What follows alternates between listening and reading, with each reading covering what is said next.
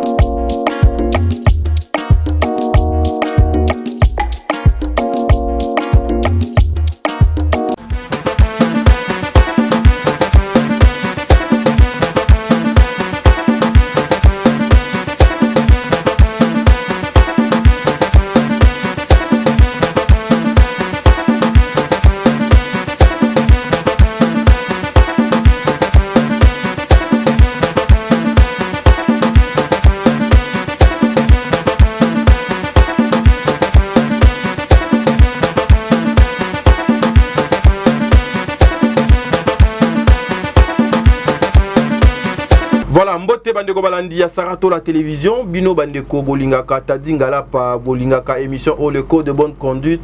Le meilleur abonné du monde, je vous salue Bisika et Zwami Bino Boye Malam, le code de bonne conduite yangoyo et bandi en bandeko mabe koti entre Sarah na Karine Mokonzi problème nini les sous mabe koti s'il vous plaît même mabe koti au lieu aux ala nesengo aux obinake mabe koti donc pona yo eza esengo mabe koti voilà donc mabe koti Sarah, au lati bilamba ya ba grande dame. Tu peux. Nati super en plus. Ouais, au co respecter. Je me respecte, na respecter super. Merci beaucoup. OK. Voilà. Lelo. Nazi charisme. Charisme. Yaba ministre. Fiba Mbebo.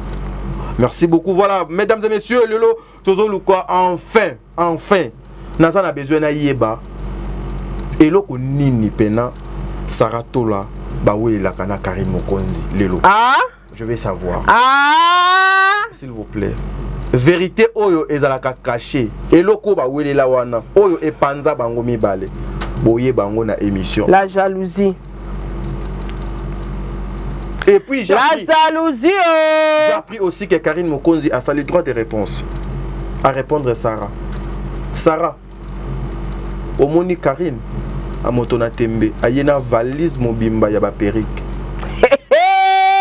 C'est pour vous dire que ala tangote babiso tout ko ki odefa boso la bibisi valise ya ba perruque na ngai utaki nchai ne yaki.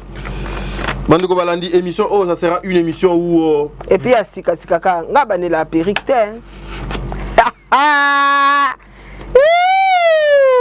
On comprend monsieur ce côté. Baswana ngana grossiste te. Mosombi aswana ngana moteki te. Mosombi alakisaka moteki valise ba perruque te pour moteki nde usine. Vous comprendre? Y a pas débat. Merci beaucoup. Bandeko balandi boyinde tozo lingato banda émission na biso. Je dirais un grand merci. Bon, on a été super nanga. S'il vous plaît. Ah, on peut la parole te. Non non te. Non on a présenté. Naza pressé. Bandeko Baba Simananga été. Un grand merci à Bon Delive derrière la caméra. Merci beaucoup. Un grand merci aussi na ingénieur Botuale Nanzela ya caméra. Un grand merci aussi na Sarato la merci beaucoup.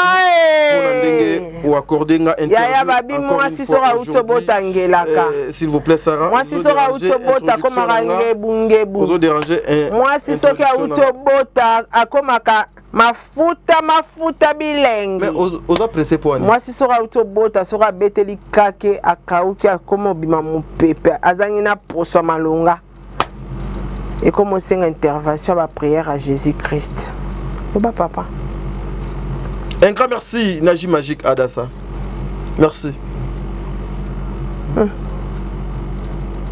J Magique Adassa. Ba forme za. La laxa ki ba kombola onyo so na ngeta dio simbi pe awa. Tete na lobi ba forme. Te yango yo simbi. Kasi na lobi ba forme za wa. Ah. Ba forme za. On sentit ba forme c'est pas nango. Ah maman. Tous en émission maman.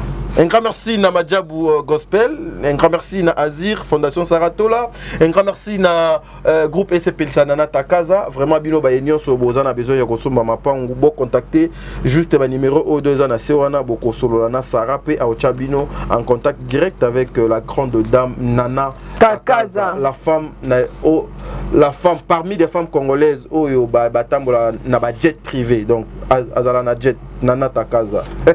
Merci beaucoup à toi la grande dame depuis quelque part. Un grand merci à maman Bijou Ketani. Non maman. La femme de papa Noé Mavakala. Yé azalaka la femme de papa Jean-Pascal Leka. Et puis à Outos 90%. La classe s'il vous plaît. 90%. Voilà pourquoi dans la vie il faut avoir une maman qui a une tête. Une maman qui a une tête bien faite. Mère deux enfants. Elle a l'argent aussi. Elle a des occupations. Elle est parmi Bae OP, Basomba. T'as dit quoi, on est là, na papier ni. Maman, oh, na komaka ngo chaque fois, ils allaient na ça, mais le na simbion. Bamakam na ngani sona loba na komaka. Ouais, voilà. Azali parmi ba congolais OP que non, na mboka za pe place azake asomba maman na parlé donc aza mams le pangus. Donc un grand merci à maman Bijou Ketani, un grand merci à papa Noé Mavakala Nzinga Mopanza maman Zozo, un grand merci à maman Deborah Lubana Kilomera Calgary, un grand merci aussi à maman Yvette Mbangu, Mbangu ya maman Yvette, un grand merci maman ça me va droit au cœur, un grand merci à TK09 Blondine Tatala, SK Sarah Kianza, Eliane Kazimoto, Ozo Derangenga, Maître Chiko Lubanda, Simplicine Dombele, Ozo Derangenga. Ça va. Merci, bon délire. Fongola biso. Toluka moyen tozwa. Sarah Tola Toluka to pesaye maloba. Ba mère fan du monde. Je vous dis un grand merci, président bébé. Hein, maman Nathalie, Nana Moussibou. Cité et c'est ça, j'ai déjà parlé. Donc la ngane na mutu mais zande nzembo litio. Pratika. Nzemboni. Eza litio makasi. Yembango non. Tikara dana beti mbunda nango na mesala na Yesu ata na zangi ya kolia tente mwanzambe te na binzembo litio litio Tikanga na yebiso maloba o motema. Ah, boni ko tadi. Oyemba batu benze manzambe poani ngo désorienté ba penser nanga. Bon.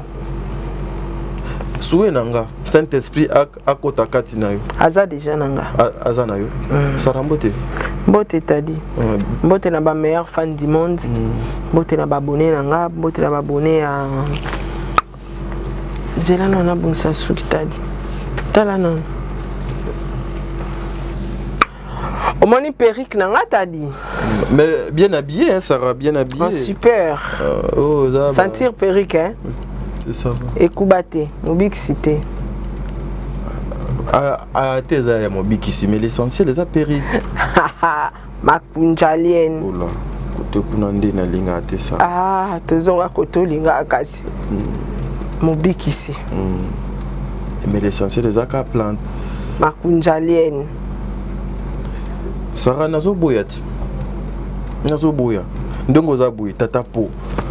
Azota la Sarah tola Angelos. Azota la Sarah. La charisme maman ministre. Voilà. Fibambebo répond avec aisance. Nakibo motonio sobe oyi koloba kawana soki oyi koloba ozali na détermination.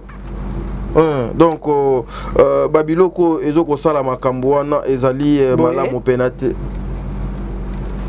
Ça va. On a évité vraiment, on a évité. Oh, obifi bambebo. Mais Sarah, attends, une petite question. Vous avez beaucoup critiqué. Beaucoup de personnes ont insulté. Mobi qui c'est? Olga Kabelo accueilli Karine Asuki, Akola Talisusu, Perik Yamalongate.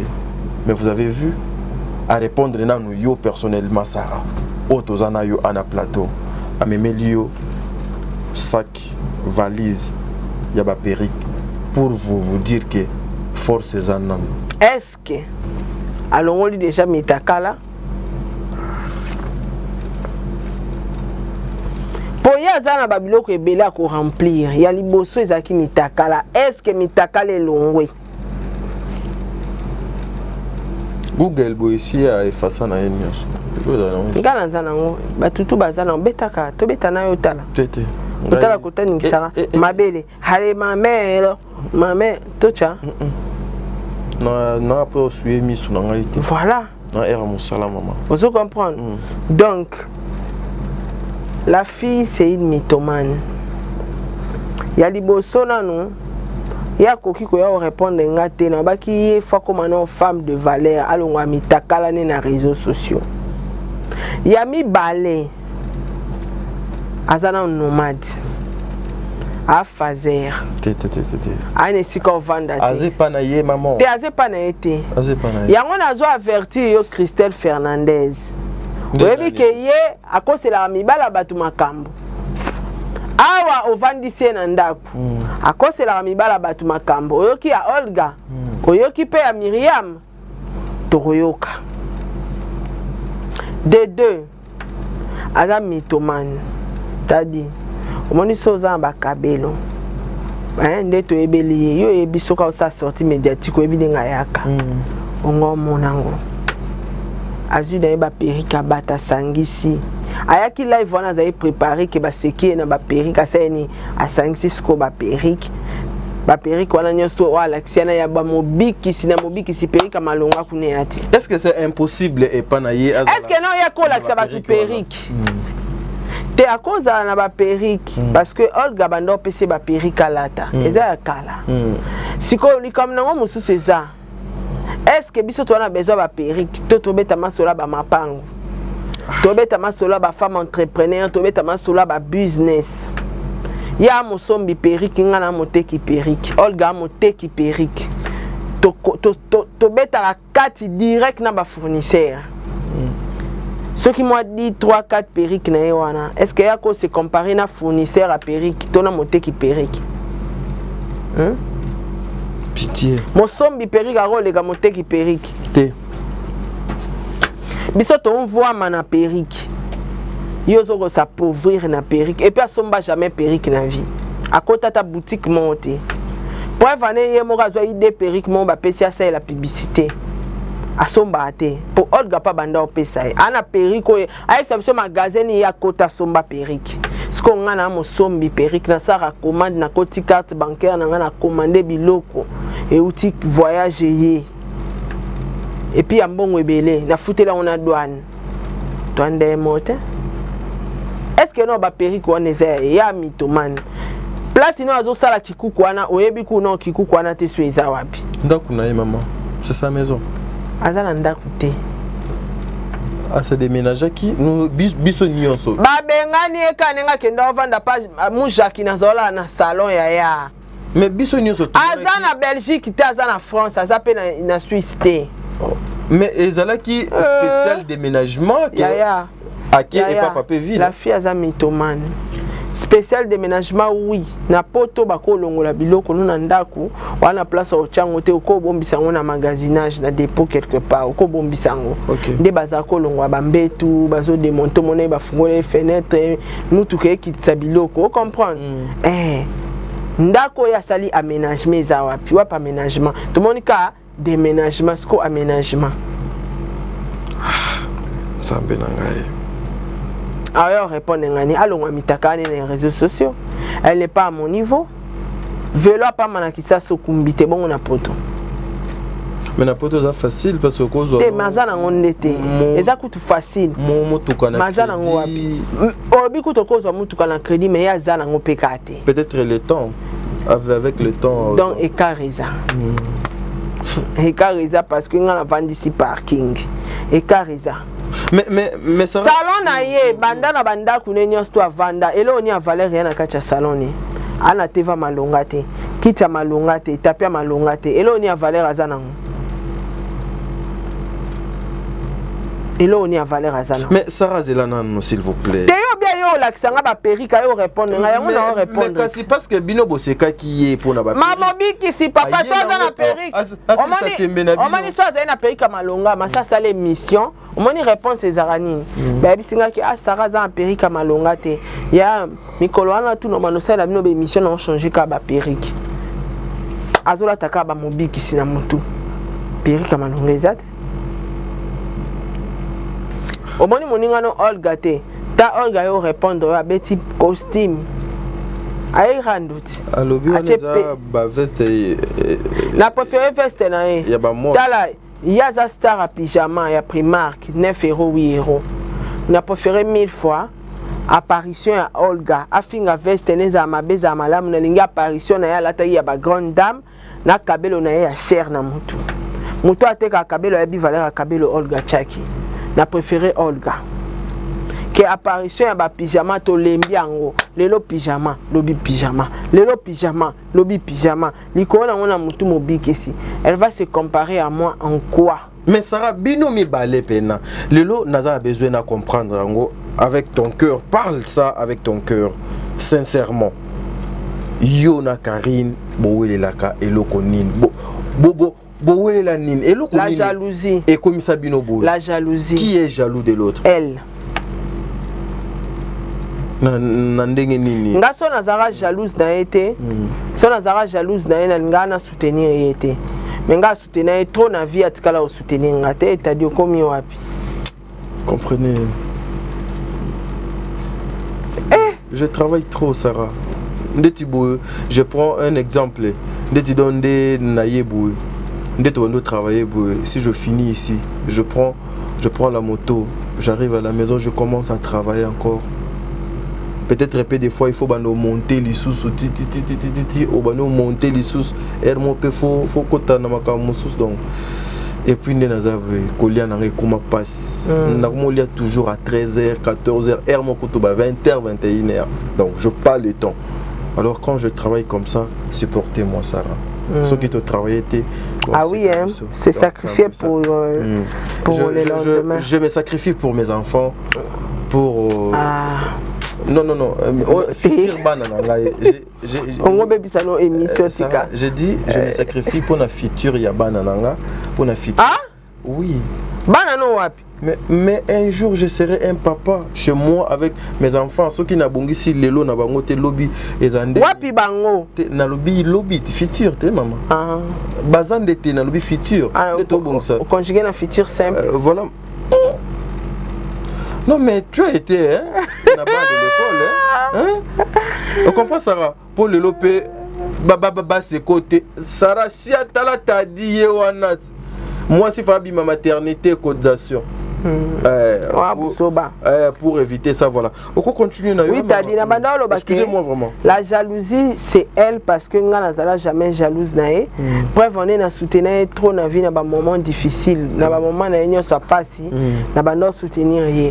Si j'étais jalouse d'elle, na ba moment oh ye ba tutu ba zo tout ka nga pe na nga faire partie na ba toana au tout ka kaye. Vous comprenez? Nga nazala jamais jalouse nae. Yende local ingara zala na trône. Ailleurs mon que ah fille-moi outine ka nil pas boy nga pona zo succès na che mitakala na réseaux sociaux pona zo succès ba musicien ba bimi nanga pona zo succès na simbela ngo kisi pona zo succès na salela ngo boye na sali ba sacrifice mais siko ya yeka boye azupe succès akomo tambola pe na mituka akomi pe na vie bien ntimambi ekoti amoni ke bato bakomo kumisanga bato bakoma mona na lekiye keto pona ye fala ezala yende loka mipesa bakombo wana fala ke za nde ye otema mabe yango eloke bomaye auparavant na bana mona ngo lokwa actualité nde ezala kake dossier moyen na réseaux sociaux yo côté lié nga na côté lié mais tina yo zwata na yo vanda na comprendre qui elle est. J'ai vite compris que c'est la jalousie. Moto aza jalouse na yo, basa rane ki camarade ta oboma yo. Voilà pourquoi na sala distance. Yep na toko so la raté. Mais c'est quoi jalousie na point nini na eloko na ba point tout na expliquer yo. Na réalité a vie na lekiye. Na vie sociale na lekiye o mokilito yebi e mona peke na lekiye. Elle est en Europe, toi tu es en Afrique. Non, cause en Europe est synonyme au bongate na batu ba en Europe mais bala la libanda ba souffrir. Oui, ça c'est vrai. Moi je suis très stable dans mon pays. Ça c'est vrai. Yeso ba bengani bango leo na ba poto wana azonga Kinshasa Fazert aza wapi. Tu comprends? Grâce à stable na zo et puis na ka stable pa mbate na zo investir na mboka nanga. Na otonga na mboka nanga. Na sa ba business na mboka nanga. On comprend ta dit. On l'a ka ngapé dernièrement de inauguration ya nini naebi on comprend ta dit donc nga na zo investir na mboka nga na vivre mieux que elle. OK makambo nga na ngona kini ye na kina za na ngote na poto pa na ngote donc na lekiye voilà azala na kina azala na succès azala pembe na ba grand musicien atika lo sombata mabelete atika lo tongate atika lo tamo na mutukate atika lo organiser vie na été. Voilà pourquoi elle est souffrante en Europe. Azawana en Europe, azaka antela qui chègue instabilité zo continuer parce que ananda coûté. Mais c'est une femme mariée, est-ce que il faut à Lukanda? T'es à combien non mariée, t'es faut arranger. Mais elle est en couple. Elle est en couple. Voilà. Est-ce que c'est à elle de trouver une maison ou bien ezali muto ndeko azo a papa o azo accompagner ndé muto aza censé ya kozwa soin na ye. Papa pa ne lote. Na soin ya mwana. Non, papa oh t'as dit non, yebiso papa pa ne lote. Preuve ane mama bokilo azo kangisa $700 ya ko kangisa. Mama wana koli fo bana ba pesa mais azo kangisa futa nywa mwana. Bokilo azate. Bokilo azaki wapi? Yepsanga bokilo azaki wapi? Wana peut-être donc ezaki avant ba officialiser. Kalami gitambo epesami ba tobeti masola ba 10 jours passé wati. Kasi. Bokilo azaki wapi? Et bongo nyongo na ye qu'est-ce que bokilo a à voir dans kati? Te o kasi bokilo a voir te ndenge nini mbonga defela ki mwana na ye. Yaza na makoki te. Pa bokilo ena defeli mbongo ndo moni ndako ya kolala awa mbongo to defaka e utaka kuna pesa biso $1000 oyaka kolala toi vie monter elle est souffrante en Europe alors que sabatounet aza bien te voilà pourquoi bomoni abeteli kakenenga zawana abimi ou pepe. Au moins les filles wana sera en bon terme na bolingo na e aza en bon terme na batu na e aya ka réseaux sociaux te alors ça la dépression apporte partout Non, il y a bisouti. On a un problème sérieux. Et bimi de sous. Poste partout. Azana ba problème sérieux. Tu moni azo ganga bon ana ba problème sérieux mdorora mtabeli boma. Donc on a cause à jalouse n'a été parce que na leki na valeur, naza respectueuse.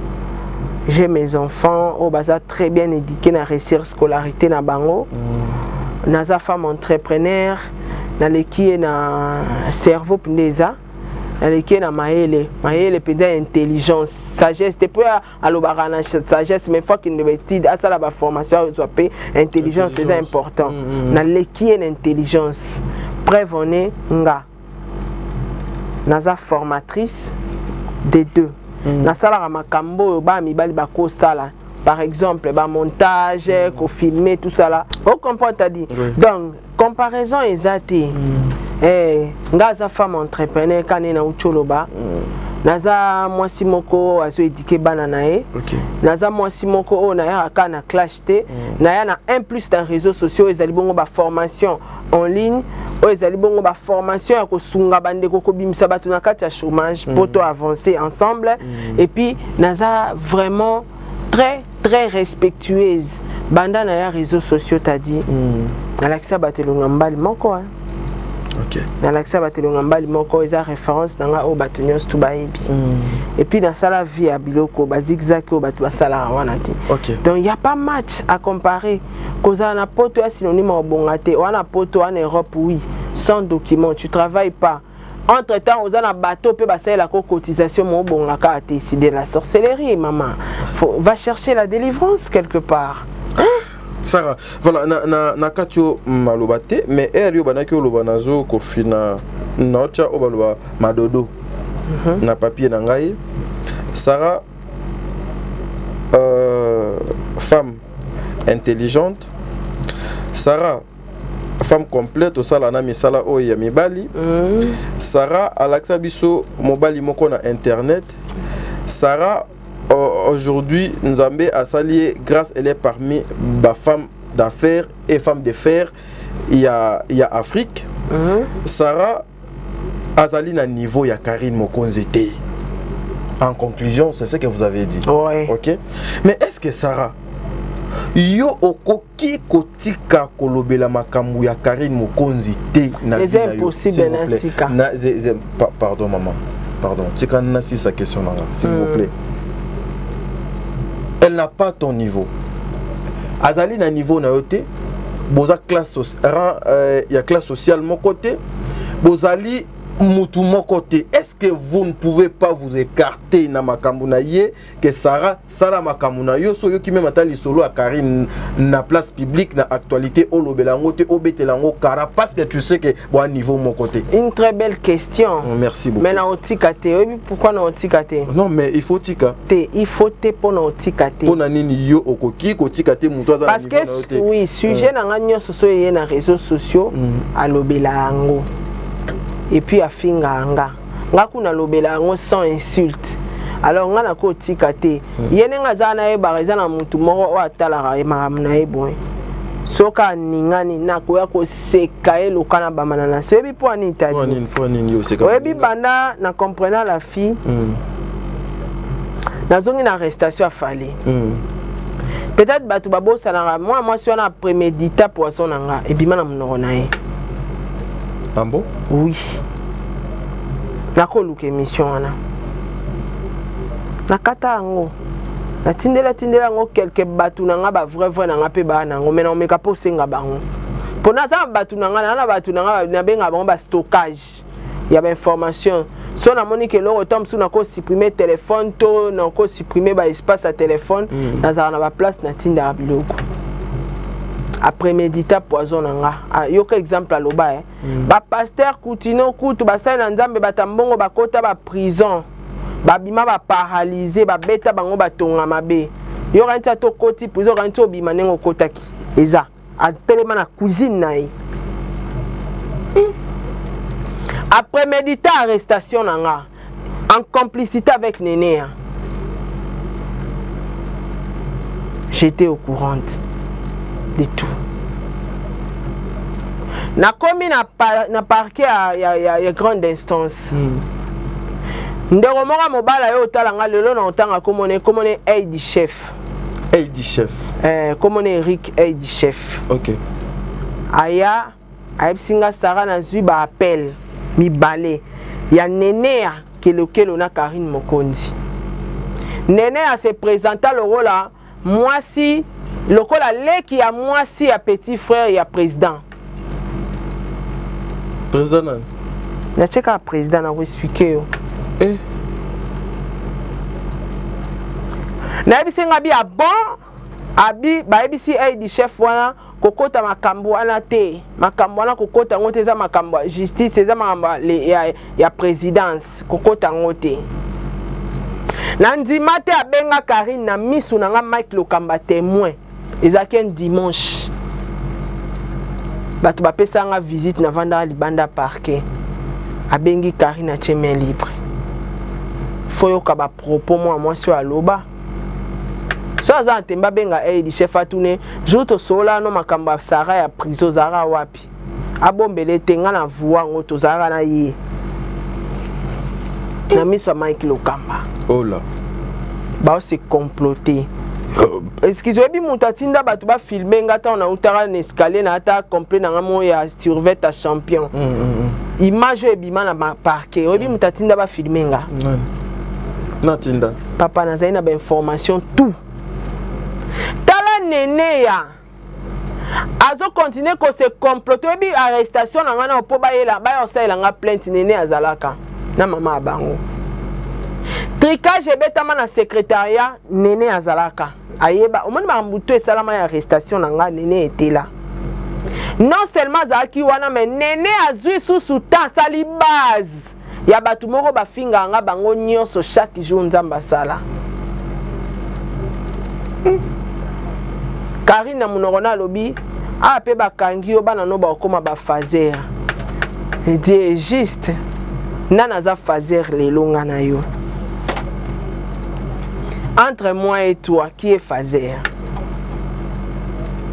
Sans domicile fixe. Na Congo a ba oyeba oetan keki.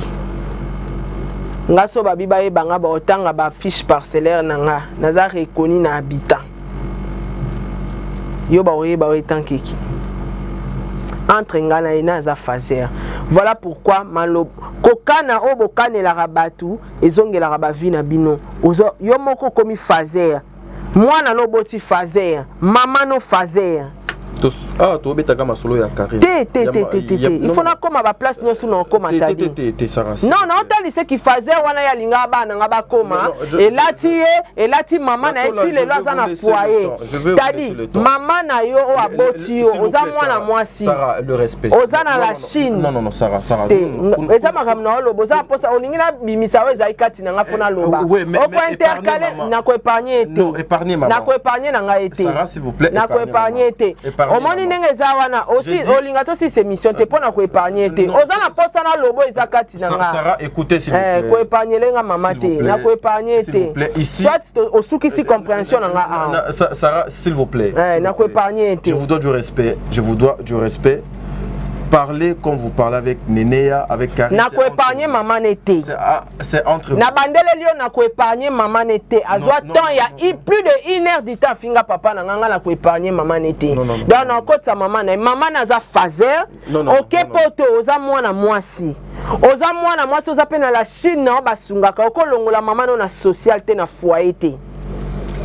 Maman fazer, yo mwana fazer, oboti fazer. Sarah s'il vous plaît. Ozo comprendre. Donc makamu nyonso bozako préméditer pour nanga ezongeli bino. To qu'est-ce que kota Nenea? O moni Nenea sko place à Suki. Nenea azo sala campagne. Ya Sarah qui est en prison. Elle a une information que Nenea a filmé ba 8h tant mutuka makade koya. Bango bazala ka informé que mutuka makade. Maman Nenea sala parquet. Azaki informé na tout. OK. Ouais. Azaki informé pe ke ba mapenga. Mutabimisa ba capture ya piège ba salela nga ya makamba téléphone na iPhone. Nenea ati. jour bakanganga muta informer l'internet que bakangi Sarah Nenea. Oh là. Ba information tout ezaki opesa ma information vraie muta zo bimisango Nenea. Mais comment une affaire judiciaire Yoka tadi yoko keno na commenter ezaki monter mama be. OK. Yango na oloba sikoyo ye Nenea. Pour ça na bango ezaki Sarah qui est prison. Bakanga Sarah azala na prison anyokwa ma vie beba bana na eba tikala boy. OK. Ezaki pourquoi pas za soutenir Fali. Mais tant que Karine azo finga Fali nene azaki wapi. Monique mutema mabe. Ti lelo batu ba finga Fali. Pourquoi nene azo intervenir te? Pourquoi azo sala ba campagne a salela ngate? Asala ngote pourquoi? Les gens continuent à insulter Fali. Mais nga na finga Fali te. Bachelo ba vidéo Karine a finga Fali. Moi je n'ai jamais insulté Fali. Nana ketchup, oui, je vois. Bachela ba vidéo ya finga bango, nga na finga Fali te. Ketchup que tu dois lire quand tu On se comprend. C'est que moi j'avais appris. On se comprend t'as dit. Tout ça c'était quoi? Motema mabe, la mauvaise foi, la méchanceté. Bakabal nyonso sala. Tant on a quoi apprendre que nene ayo filmer nga na tongo. Na bengi papa Diego ba 0h. Aya na futa convoi spécial. Na kenda prison 6h. 6h du matin, na ke prison. Nene na simananga boy, ngade ana kei, babando benga batu nga nzate, ba bisi bango déjà kei. Azoyi convoi spécial. Tout ça c'était pourquoi? C'est milliers. Et puis azwana mwana na na sambula na mutuka. Azo sa live liboso ya parquet. Sarah za awe, ba misia musuku tu ba bakisa ba plainte héritier ba bakisa ba plainte. Webi nenzamba futa ba batu. Nene azara na posa ta musu dossier afalinga na ki makongo na kende exil. Mais yende mutazana exil siko. Nom de Dieu. On se comprend. Pitié. Au moins nenzamba futa ke. Vio ya luka ki alati sanga. Auti na kozala moumbu awa ya ndaku pendant des mois. Pour na affaire moro eza judiciaire. Akimele en exil na Dubaï. Pour dossier elle était si la ratin ato kimi. Siko mwana wana oyo azana e mwana na e azo bénéficier na nini na nyonso oyo.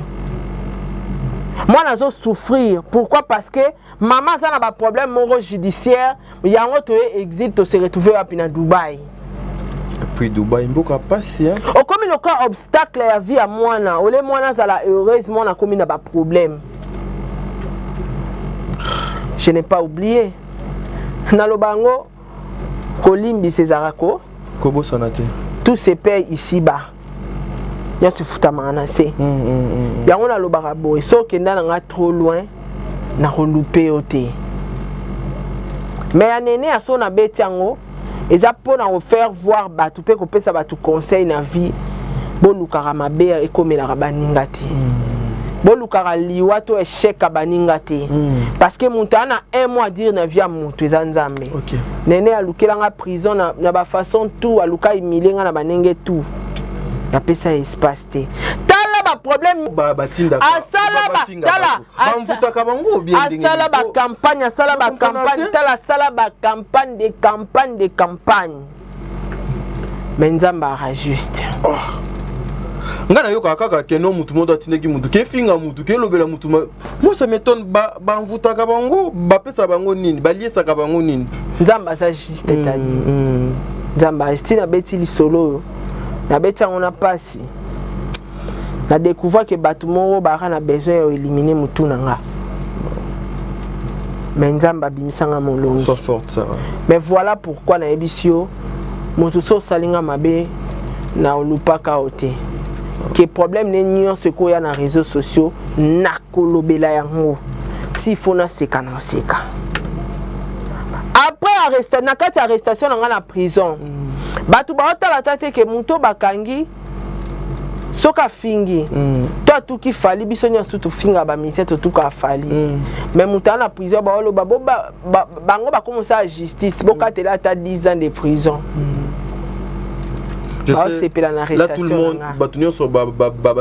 l'émission, j'étais le seul qui faisait des émissions. C'est l'arrestation. Avec 10 ans. avec Mastonani Yams Yambe na dada biso kande même Mike Lokamba kutu abanaki ozwa soki nga na sali émission ya zui atiango na chaîne na donc je te les celles où tout le monde prenait des champagnes, c'est pour dire que ezopela kuna donc Dieu juste tande nzamba confondre batu omoni koloba nga na koza na lobi na gangi na seki mais nzamba atala kati ya Sarah ke Sarah ko kanitela jamais mutu mabe ke sheki komela mutu yango nzamba asutisa nga na betape na ba mitambo nyonso bat bachela nga liboso na uti prison na bima mutu likolo pourquoi parce que nzamba zaki na simana nga j'ai été innocente, j'ai voulu défendre une cause d'une femme avec ses enfants mais oezaki mensonge tellement na ina kati ya likopate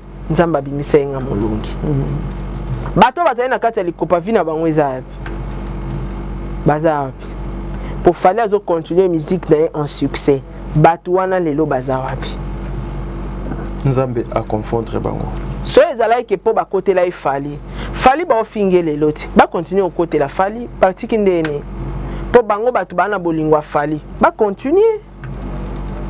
Moi j'ai compris que bato balingara kokote la falité mais bazaki na jalousie ka ya Sarah bazaki na mauvaise foi na nga yango bazosa lokwa ba kokote la fali ba finga nga or izaki na ngoko kokote la falité oyebi loko ezala ke o finga mutu soit disant na finge pona tadi mais nzoka na finge na barando ba propre ba problème na nga mais na lati sika kombo ya fali c'était ça.